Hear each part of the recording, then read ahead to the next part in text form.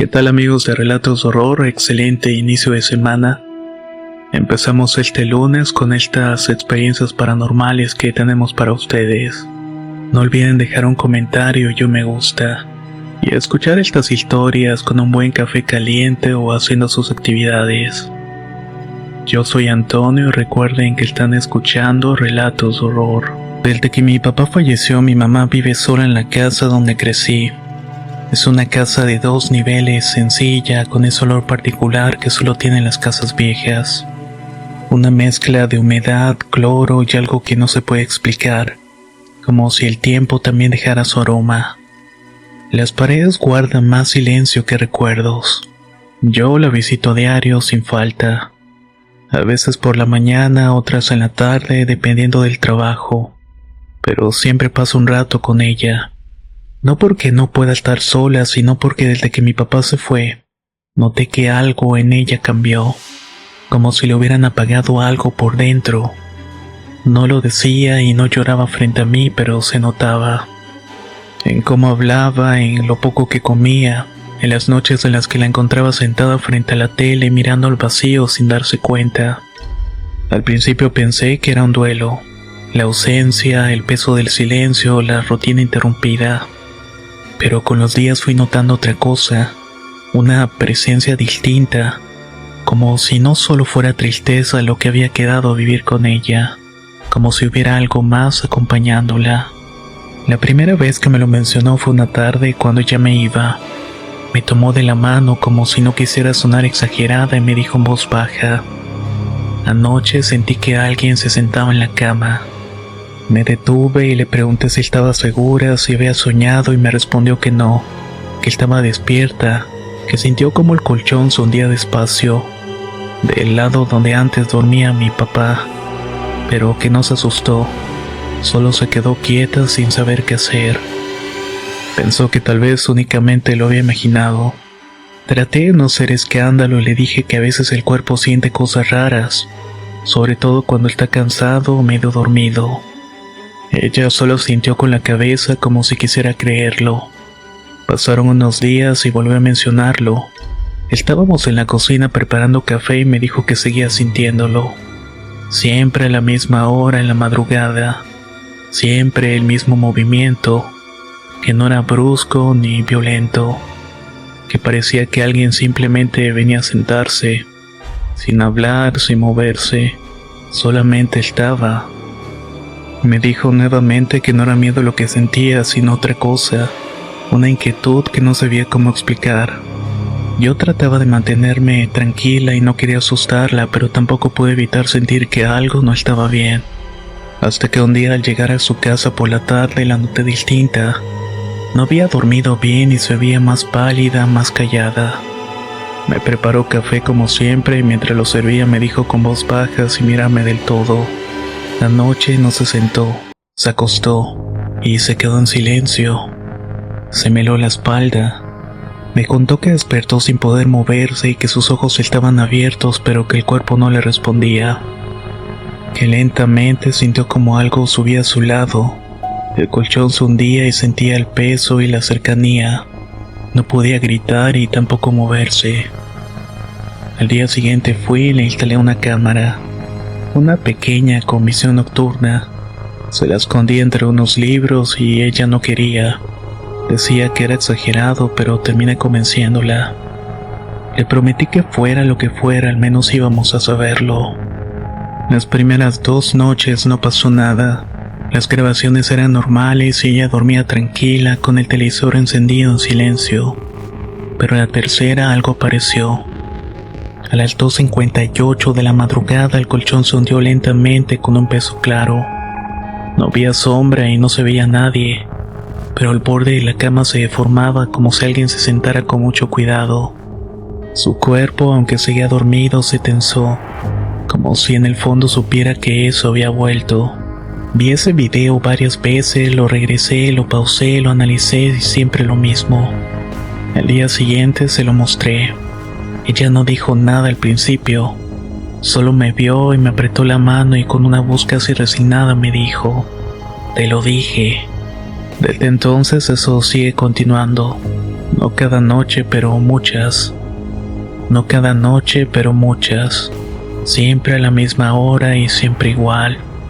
Ya no reviso las grabaciones con tanta urgencia. Solo sé que algo efectivamente se sienta a su lado. Hemos intentado de todo. Rezamos juntas antes de que se acueste. Una tía trajo agua bendita y roció en toda la habitación. Dejamos una veladora encendida varias noches, y aunque por un tiempo pareció calmarse, volvió, como si nada la ahuyentara del todo, como si simplemente se acostumbrara a regresar cuando quisiera. Le propuse que se viniera a vivir conmigo y no dijo que no, pero tampoco quiso dejar su casa. Dice que ahí están sus cosas, sus recuerdos, que si esa presencia no la ha lastimado, entonces puede aprender a convivir con ella. Yo sigo yendo a verla todos los días, sigo fingiendo que todo está bien, pero por dentro cada vez estoy más convencida de que no se va a detener del todo. Y mientras más tiempo pase, más miedo me da que no solo esté ahí por ella. Me llamo Leticia y junto con mi esposo vivíamos en una casa amplia en una colonia tranquila. Ya tenemos nuestros años y como los hijos ya no estaban con nosotros, un día decidimos aprovechar el espacio y acondicionar un cuarto trasero que por mucho tiempo habíamos usado para guardar todo lo que no tenía lugar en la casa. Cajas, cosas viejas, herramientas y hasta adornos de Navidad. El cuartito tiene su entrada por el pasillo lateral, y aunque es pequeño cuenta con su baño propio y una cocinita sencilla que mandamos a poner. Lo limpiamos bien entre los dos, lo pintamos con un color claro para que se viera más alegre. Le pusimos cama, cortinas nuevas, un espejo bonito en la pared, una mesa y una silla cómoda. Quedó muy acogedor, ideal para estudiantes que buscaran dónde quedarse sin pagar tanto. Publicamos el anuncio en un grupo de Facebook y a los pocos días nos contactó una muchacha universitaria tranquila, muy formal. Se instaló sin problemas y traía pocas cosas. Apenas se notaba que estaba ahí. La saludábamos de vez en cuando cruzábamos el patio. Pero al cabo de una semana exacta, un día viernes en la tarde, vino a tocar la puerta. Nos agradeció y dijo que era por un tema personal y que mejor se iba. No entró en detalles, pero se veía nerviosa, como con ganas de irse rápidamente. Le regresamos la parte que le tocaba y no preguntamos nada más. Después rentó una familia, una pareja con un niño pequeño, gente amable de esas que no hacen ruido y cumplen con todo. Duraron algo más, como unos 2 meses, pero una mañana la señora me tocó para avisar que iban a desocupar antes de lo planeado. Dijo que le salía una opción más cerca del trabajo del esposo. Nos sonrió, pero su mirada tenía ese tono que uno reconoce cuando hay algo que no se quiere decir. Se fueron sin quejarse de nada, pero algo nos quedó sonando por dentro. Luego vino el tercero, un chico estudiante tranquilo, delgado, de esos que apenas si les escucha la voz. Preguntó si aún estaba disponible y se instaló ese mismo día en la tarde. Traía mochila, laptop y unos libros y todo parecía en orden. Esa noche antes de dormir me mandó un mensaje dándome las gracias y diciendo que se sentía cómoda en el espacio. Pero al día siguiente, cuando salí al patio, ya no estaba. Había dejado la llave sobre una silla y junto a ella una nota noblada con mi nombre. La abrí con curiosidad y decía con letra clara y firme: Gracias por su hospitalidad, pero hay alguien más aquí y no quiere compañía. Me quedé un buen rato mirando esa nota y no supe qué pensar. Le escribí por mensaje, pero nunca respondió. Mi esposo me preguntó qué pasaba y le mostré la hoja y nos quedamos callados. Ninguno quiso comentar nada más al respecto. Después de eso, todos los que rentaban el cuarto parecen irse antes de tiempo. Uno incluso apenas llevaba una semana y una noche nos tocó la puerta muy molesto. Decía que alguien había entrado en la madrugada a revisar sus cosas, que escuchó ruido cerca de la cama como alguien respirando. Le juramos que no fue nadie. Nosotros ni siquiera escuchábamos nada desde la casa. Otro joven nos dijo que por las noches sentía que alguien lo miraba desde la esquina del cuarto. aunque al prender la luz nunca había nada. Uno más se fue a los 4 días diciendo simplemente que no podía dormir ahí. Cada vez que alguien se iba, entrábamos nosotros a revisar y las cosas estaban en su sitio. Nada parecía alterado, pero el ambiente, eso era otra cosa. Mi esposo siempre lo decía, se siente distinto aquí adentro, como si algo se enojara cuando abren la puerta. Después de varios intentos fallidos decidimos ya no rentarlo más. Volvimos a usarlo como bodega como en los viejos tiempos. Metimos de nuevo las cajas con ropa de los hijos, adornos, libros viejos, herramientas, cables, etc. Apagamos la luz y además le pusimos un seguro por dentro del pasillo, más por tranquilidad que por otra cosa. Porque aunque ya nadie tenía por qué abrir esa puerta, preferíamos que se quedara cerrada. Así nos evitamos tentaciones o sustos. Pero por las noches, cuando estábamos en la cocina o ya acostados, hemos llegado a escuchar ruidos que vienen de ahí, como si movieran cosas, como si se arrastrara algo pesado sobre el piso, o como si alguien caminara con pasos lentos arrastrando los pies entre las cajas. Al principio pensamos que eran ratones o quizás un gato que se coló, pero la primera vez que salimos a revisar al día siguiente la puerta estaba entreabierta. Y nosotros mismos la habíamos cerrado con llave.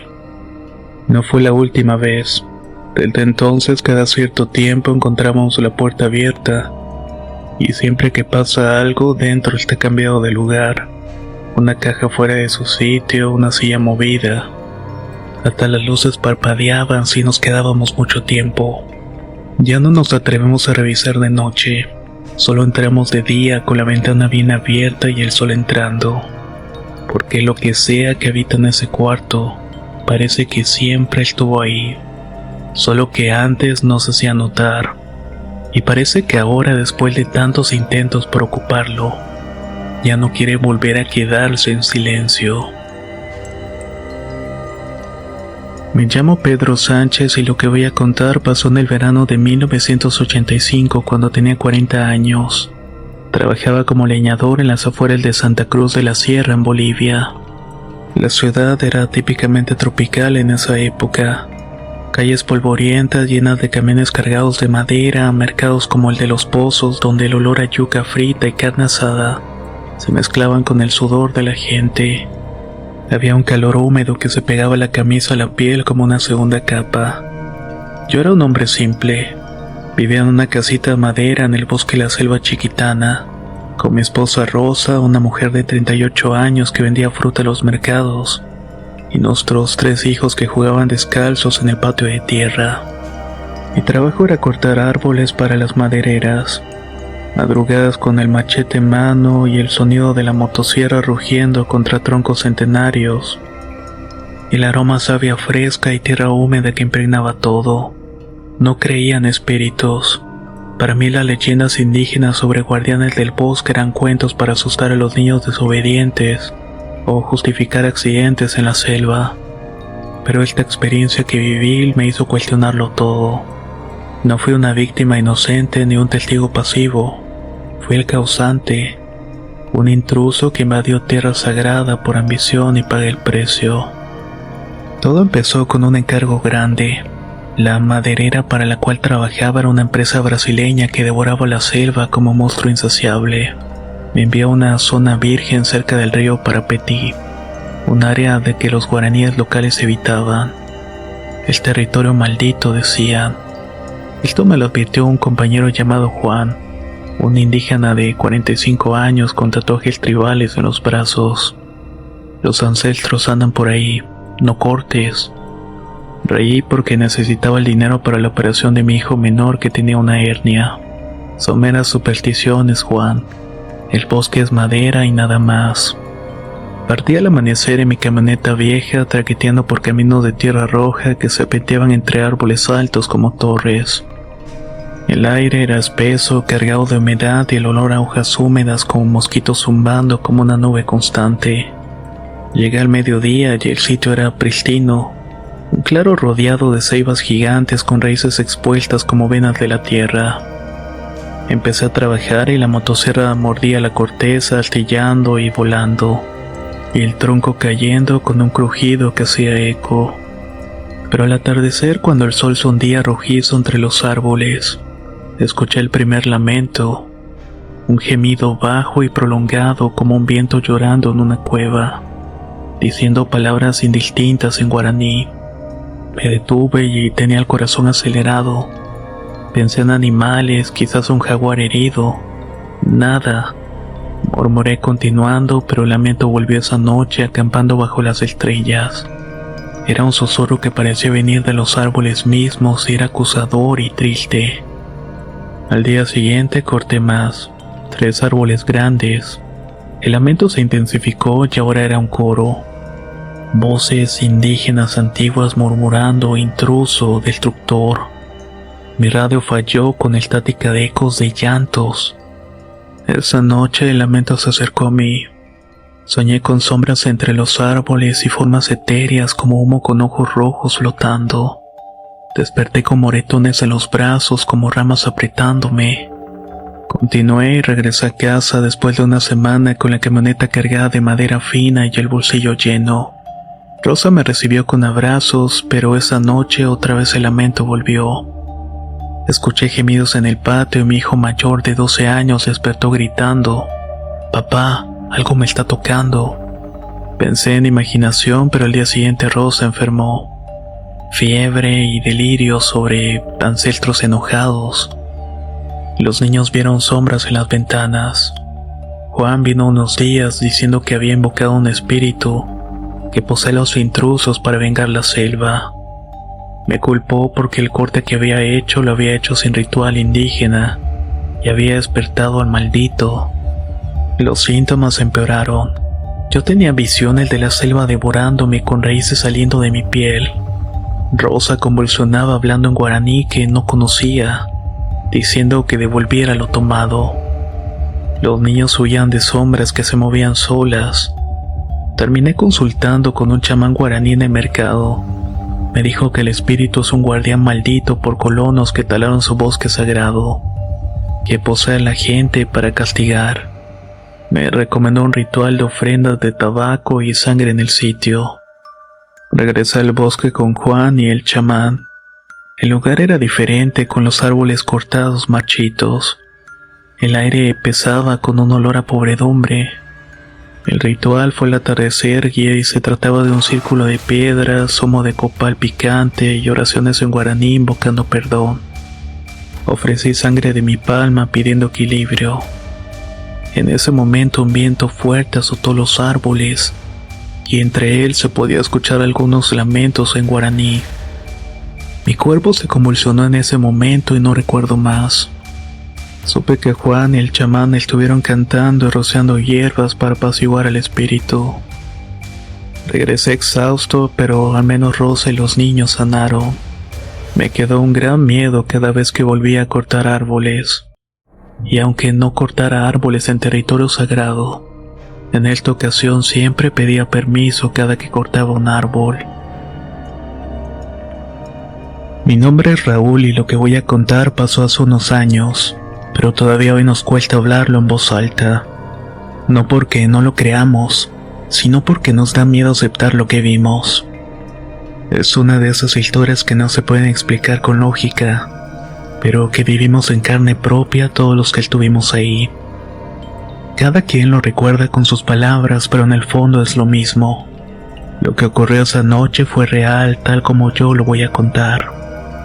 Era una noche de sábado y estábamos cenando en casa de mis papás como solíamos hacerlo de vez en cuando. Mis hermanos, mis tías, los nietos, todos reunidos. No era ninguna ocasión especial, simplemente coincidimos y decidimos aprovechar el momento. A veces esas son las mejores reuniones, las que se dan sin planearse. La mesa ya estaba medio vacía y algunos ya habían terminado de comer. Otros seguíamos platicando. Había risas, el sonido de cubiertos, vasos con hielos. Nada fuera de lo normal. Y entonces tocaron el timbre. Mi papá se levantó a abrir y tardó unos segundos en reaccionar y luego gritó desde la puerta sorprendido pero emocionado: es Manuel. Era su hermano menor, mi tío Manuel. Lo abrazó fuerte como si no pudiera creer que estuviera ahí. Y no era para menos. Mi tío vivía en Mexicali desde hacía años. No venía seguido y mucho menos sin avisar. Pero esa noche simplemente llegó con una maleta pequeña colgada al hombro y una sonrisa tranquila en el rostro. Entró saludando a todos uno por uno. Se veía un poco más delgado que la última vez, pero bien, con buena cara. Todos lo recibimos con gusto, sorprendidos, sí, pero felices. Le hicimos espacio en la mesa, le sirvieron de todo, aunque él apenas comía un poco. Dijo que ya había cenado en el camino, pero que quería estar un rato con nosotros. Y así fue. Charló con todos, preguntó por la familia, contó un par de anécdotas. Incluso se rió con mis hijos. Los abrazó, les dio unos dulces que traía en una bolsa del pantalón. Se sentía cercano, presente, pero también distinto. Eso fue lo que más me llamó la atención. Siempre recordé a mi tío como alguien nervioso, de hablar rápido, de no quedarse quieto. Pero esa noche tenía un aire diferente. Una tranquilidad que no era normal en él. Se notaba cansado, sí, pero no abatido. Más bien en paz, como alguien que ya no carga pendientes. Después de poco más de una hora, se levantó de la mesa, se acordó de mi papá y lo abrazó largo con fuerza. Luego dijo con una voz suave y casi baja: «Ya me voy, solo quería verlos». Mi papá le insistió que se quedara a dormir, que no se fuera a esa hora, pero él le sonrió y le dijo que tenía que seguir su camino, que ya había cumplido con lo que venía a hacer. Yo me ofrecí a acompañarlo hasta la puerta y mientras caminábamos le pregunté si necesitaba que lo llevara a algún lado. Me dijo que no y que él sabía cómo moverse. Al llegar a la entrada me dio la mano fuerte como siempre lo hacía y me dijo algo que todavía me acompaña: «Cuida mucho a los tuyos, Raúl. Uno nunca sabe cuándo es la última vez». Se fue caminando solo por la calle sin prisa, sin mirar atrás. Nadie vio si se subió a un coche o si alguien lo estaba esperando. Simplemente se alejó hasta que desapareció entre las sombras. Al día siguiente, temprano en la mañana, mi papá recibió una llamada. Era una de mis primas, la hija de mi tío Manuel, llamando desde Mexicali con la voz entrecortada por el llanto. Nos llamó para avisar que mi tío había fallecido esa misma noche, que le dio un infarto mientras estaba durmiendo, y que los paramédicos dijeron que no había sufrido. La hora estimada de la muerte fue entre las 10:15 y las 10:30 de la noche. Nos quedamos helados, porque según nosotros él había llegado a casa alrededor de las 10:45. Había estado con nosotros sentado en la mesa riéndose, hablando, tocando cosas, abrazando personas. Todo después de la hora en que los médicos decían que había fallecido. Según el acta, ya que para cuando tocó el timbre ya no estaba con vida. Yo mismo lo acompañé a la puerta, le di la mano y lo escuché hablarme. ¿Cómo podía ser posible? Esa noche, mientras todos pensamos que compartimos un momento más con él, su cuerpo ya no respiraba a cientos de kilómetros. Y sin embargo, él estuvo ahí. No fue una visión ni un sueño. Estuvo y lo vivimos todos. Lo abrazamos, lo escuchamos y se despidió. Desde entonces en la familia ya no se cuestiona si los muertos pueden volver, porque nosotros ya lo vivimos y ya lo sabemos. Nos pasó y no podemos hacernos los tontos. Y aunque a muchos les parezca imposible, estoy convencido de que hay algo que va más allá de lo que podemos entender. Algo que permite que ciertas almas, antes de irse del todo, tengan derecho a una última noche en este mundo, a una última cena, a una última despedida. Mi nombre es Rebeca y esto es algo que me sucedió hace tiempo. Vivía sola en un departamento que no era ni muy grande ni muy moderno, pero para mí tenía lo justo. Un lugar tranquilo, bien ubicado, que se ajustaba a mi presupuesto. Estaba en el segundo piso de un edificio algo antiguo y desde la ventana de la sala podía ver el parque que quedaba justo enfrente. Esa pequeña vista me gustaba. Después del trabajo, lo que más me apetecía era llegar, quitarme los zapatos, acomodarme en el sillón. y relajarme viendo alguna serie o simplemente dejando que la mente se calmara. Era un espacio modesto pero mío, y en ese tiempo me sentía cómoda y segura. Pero todo eso cambió una tarde cualquiera cuando llegué cansada después de un día largo. Abrí la puerta y apenas entré algo llamó mi atención. La cortina de la sala estaba inflada, no de forma exagerada, sino apenas como si alguien se hubiera escondido detrás de ella y empujaran con cuidado, como si quisiera no ser visto. Mi primera reacción fue pensar que tal vez había dejado la ventana abierta y el aire estaba entrando moviendo la cortina. Pero me acerqué y comprobé que la ventana estaba cerrada, bien sellada. La cortina seguía inflada hacia adentro, formando una curva extraña que no tenía sentido. Me armé de valor y la abrí de golpe, solo para encontrarme con un espacio vacío. No había viento ni corriente alguna que justificara ese movimiento. Cerré todo con rapidez y traté de no pensar más en ello, pero algo ya había cambiado mi sensación de seguridad. Aquella misma noche, cuando ya estaba en la cama y el silencio dominaba el departamento, escuché un crujido muy leve proveniente de la sala. Al principio intenté convencerme de que sería la madera del mueble acomodándose, quizás el frío haciendo que algo se expandiera o contrajera. Pero sin poder evitarlo, miré hacia la puerta de mi cuarto esperando quizás no saber qué. Y así comenzó un patrón inquietante. Cada vez que llegaba a casa, la cortina parecía haberse movido de alguna manera. A veces estaba un poco ladeada, otras parecía arrugada, como si alguien la hubiera arrugado con las manos. Una noche incluso, mientras veía la televisión, me pareció que la cortina se movía, pero el miedo me detuvo de acercarme a investigarlo. Me quedé fija, observando, deseando que se detuviera. Y entonces una noche, con todo el departamento en completo silencio, pasó algo más claro.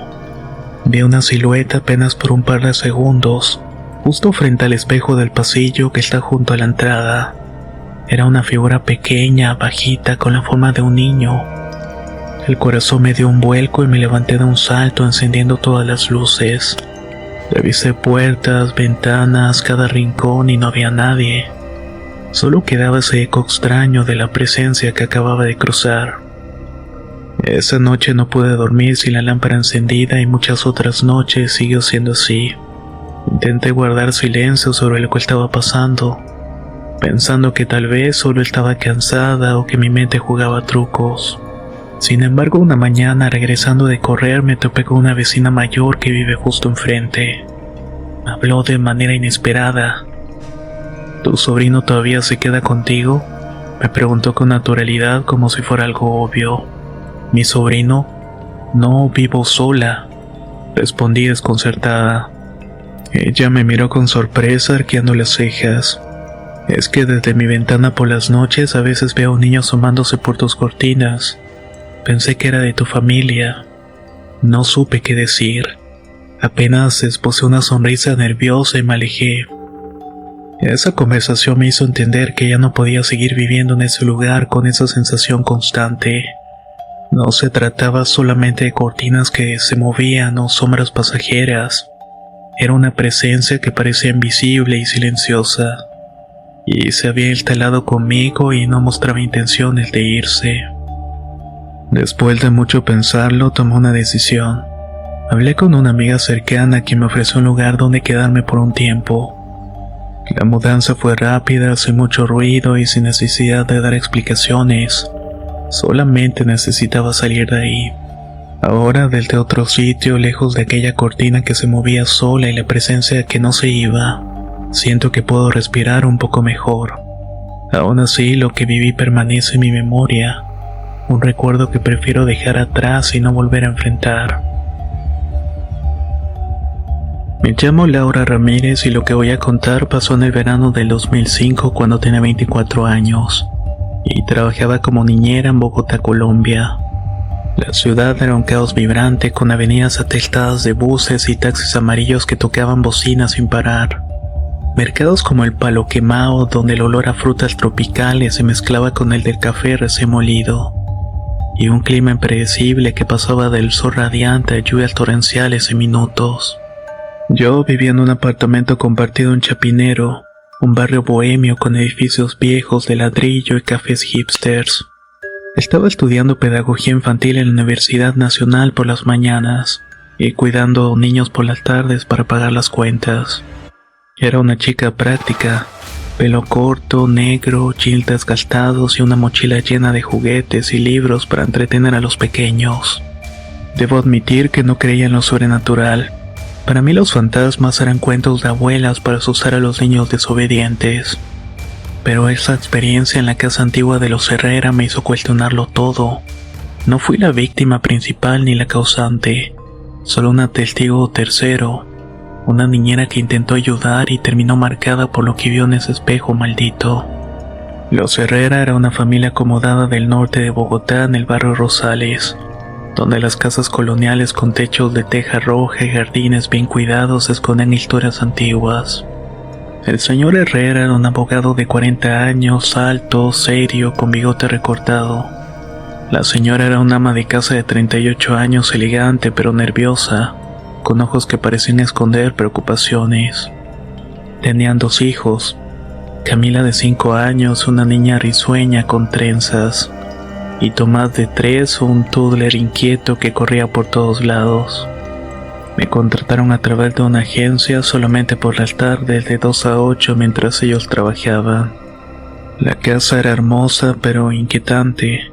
Un caserón de 2 pisos construido en los años 20 con pisos de madera que crujían bajo los pies, paredes empapeladas en tonos desvaídos y un olor persistente a madera vieja y lavanda seca. En el pasillo del segundo piso había un espejo antiguo, un marco dorado tallado con motivos florales, alto como una puerta que reflejaba la escalera y la puerta del cuarto de los pequeños. Es una reliquia familiar, dijo la señora Herrera el primer día con una sonrisa forzada. No lo toques mucho, que es frágil. El primer día fue normal y jugué con los niños en el jardín. Les leí cuentos de Gabriel García Márquez adaptados para infantes y preparé meriendas de arepas con queso. Pero noté algo extraño en Tomás, el pequeño. Evitaba el pasillo del espejo diciendo que el niño malo vivía allí. Camila rió y dijo que es su amigo imaginario. Pensé en típicos miedos infantiles. En mi carrera había visto muchos casos de niños inventando compañeros para lidiar con la soledad. La señora Herrera lo descartó. Tomás es imaginativo. Pero esa tarde, mientras los niños dormían la siesta, pasé por el espejo y sentí un frío repentino, como una corriente de aire. Mi reflejo parecía normal, pero por un segundo juré ver un parpadeo con mis ojos más oscuros. Sacudí la cabeza y dije que era el cansancio. Los días siguientes el espejo se volvió el centro de mi inquietud. Tomás empezó a hablar más del niño del espejo. Me mira, pero no tiene ojos buenos. Durante un juego de escondite en el pasillo, Tomás se paró frente al espejo imitando poses. Yo lo observaba desde la escalera riendo, pero entonces vi algo imposible. En el reflejo, junto a Tomás, apareció una figura pequeña de un niño de su edad con ropa antigua, camisa blanca raída y pantalones cortos. Estaba imitando los movimientos de Tomás, pero tenía los ojos completamente negros. «Tomás, ¿viste eso?», pregunté y él asintió inocente. «Es mi amigo, quiere jugar conmigo». Un escalofrío me recorrió. El aire en el pasillo se sentía más pesado, como un olor sutil a humedad vieja, como sótano olvidado. No le conté a los Herrera al principio. Temía que me tomaran por loca y me despidieran. Pero los incidentes fueron escalando. Una tarde lluviosa, con trueno retumbando fuera como cañonazo, los niños jugaban en su cuarto. Fui al baño del pasillo y a lavarme las manos frente al espejo pequeño. Vi en el grande atrás de mí al niño, parado inmóvil mirándome con esos ojos negros vacíos. Su boca curvada era una sonrisa sin dientes. Me giré inmediatamente y nada, pero al volver al espejo le extendí una mano como invitándome. Corrí al cuarto de los niños con el corazón martillándome. Tomás me miró y me dijo que quiere que entres a jugar. Camila se encontraba ajena dibujando. Esa noche soñé con el niño flotando, susurrándome: ven, quédate conmigo. Estuve indagando un poco por la zona. Me dijeron que esa casa perteneció a una familia rica en los años 20 que había perdido un hijo. La familia vendió la casa años después, maldiciéndola, aunque me dijeron que solamente eran supersticiones. Pero pensándolo bien, el niño del espejo coincidía. Ropa de época, edad similar. Decidí confrontar a la señora Herrera. Su hijo habla con un niño en el espejo. Ella palideció y dijo que no es nada, que Tomás solamente imagina. Pero su voz temblaba y noté que también evitaba el pasillo. Los encuentros empeoraron. Una noche me quedé hasta tarde por una cena de los Herrera. Los niños estaban dormidos y limpiaba el pasillo cuando el espejo vibró ligeramente como un zumbido. En el reflejo el niño apareció detrás de mí y sus ojos negros absorbían la luz. «Juega conmigo», susurró con una voz en eco como si estuviera en una cueva. Giré y nada, pero al volver su mano tocó el vidrio desde dentro, ondulando como si pareciera agua. Retrocedí y salí inmediatamente corriendo. En ese momento Tomás despertó gritando que Elías quería amigos. El niño se llamaba Elías entonces. Tuve que calmar a Tomás como pude porque parecía hipnotizado. Tuve que terminar llamando a los Herrera para que vinieran rápidamente, ya que el niño se había puesto bastante mal. Estaba sumamente nervioso y llorando del miedo. Si creen que me quedé trabajando después de todo eso, la verdad es que no. La familia Herrera no dijo nada al respecto, pero por lo que supe vendieron la casa mudándose tiempo después. Afortunadamente no seguí soñando con el niño, pero vaya que me quedó una fobia a los espejos. Desde que era niño, visitar a mi abuela en el pueblo siempre fue una experiencia especial, algo que esperaba con ganas cada que llegaban las vacaciones. No era un rancho enorme ni una hacienda con tierras infinitas, sino una casa vieja sencilla en un pueblito rodeado de campos y árboles, con calles polvorientas donde apenas se veía pasar algún vehículo, y vecinos que saludaban desde lejos con un gesto amable o una palabra corta. La casa de mi abuela tenía un patio pequeño pero suficiente para que un árbol de mango creciera ahí imponente, con ramas gruesas que se extendían como brazos viejos y torcidos, dando sombra y a veces dejando caer algunos frutos maduros en el suelo. Ese árbol siempre me llamó la atención y al mismo tiempo me daba un poco de respeto. Una noche, después de que ya me había acostado en el cuarto que me tocaba justo cuando comenzaba a quedarme dormido, escuché un ruido seco en el patio. Algo cayó desde el árbol de mango con un golpe seco que rompió el silencio. Al principio pensé que solamente era una rama seca que se había roto con el viento o el peso de algún animal nocturno, algo común y sin importancia, pero había algo en ese sonido que me hizo despertar por completo y sin pensarlo me levanté para acercarme a la ventana y mirar hacia afuera.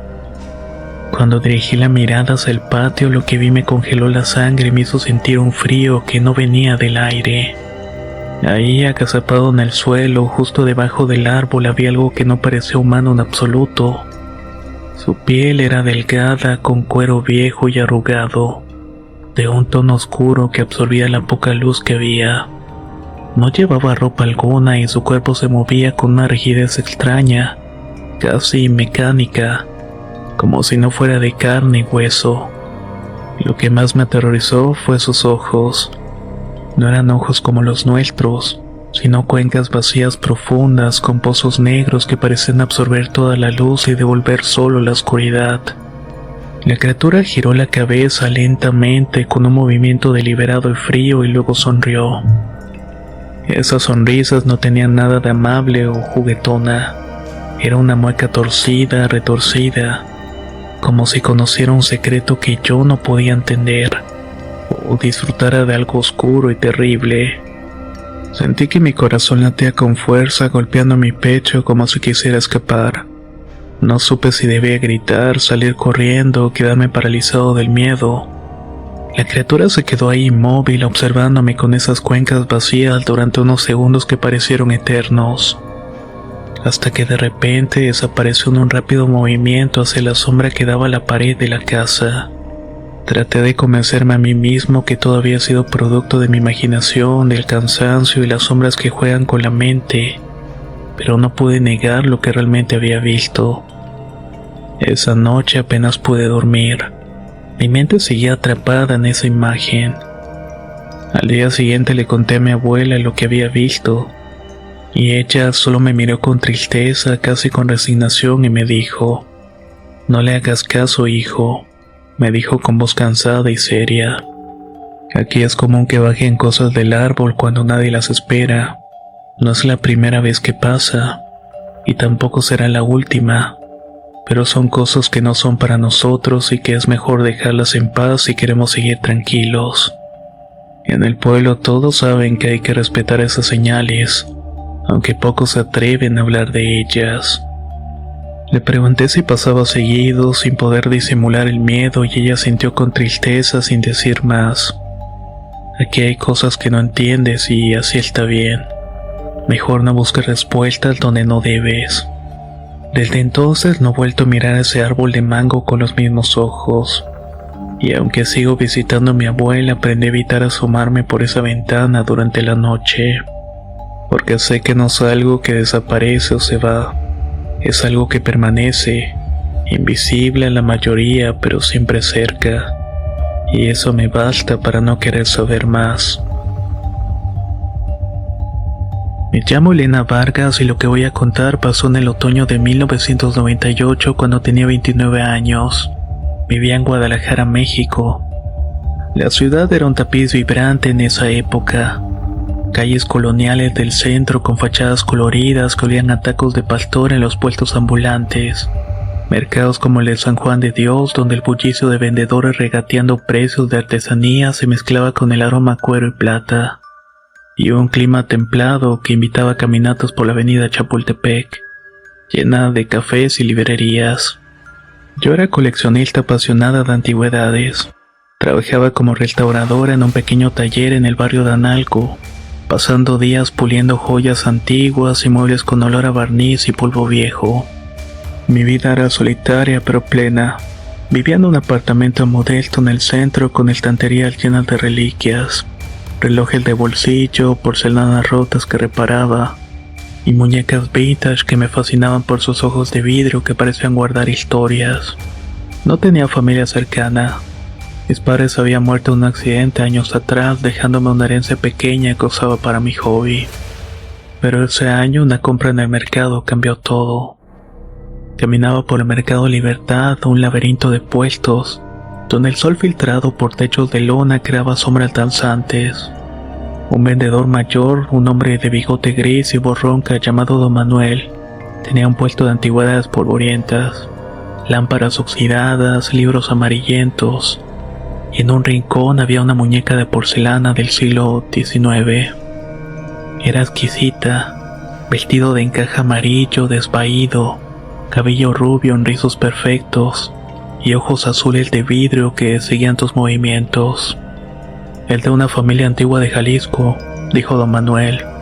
Me cobró 500 pesos y para mí era una ganga. «Cuidado, señorita, dicen que guarda memorias». Reí porque no le creí. La llevé a casa limpiándola con un paño suave en mi taller, donde el olor a pulido químico se mezclaba con el de una madera envejecida. La primera noche la puse en una estantería en el living, junto a otras muñecas. Me acosté temprano, exhausta por el día, con el sonido distante de la avenida y el tic-tac de un reloj antiguo. Me desperté alrededor de las 3 de la madrugada por un susurro, una voz infantil baja y entrecortada diciendo «mamá». Me senté en la cama con el corazón acelerado y pensé en el viento o en un vecino, pero el susurro venía de la estantería. Me acerqué con la linterna del celular viejo y la muñeca parecía normal, con ojos fijos. «Es mi imaginación», murmuré, volviéndome a dormir. Pero al día siguiente el susurro volvió en el taller. «Papá, veneno». Parpadeé, la muñeca estaba en mi bolso y la había traído para restaurar. El susurro era claro, como un niño contando un secreto. Esta vez no lo había imaginado. Coincidía con lo que había dicho don Manuel. Decidí no serme la valiente y la tiré a la basura. Ahí se fueron mis 500 pesos. Pero afortunadamente el asunto quedó zanjado y no pasó más.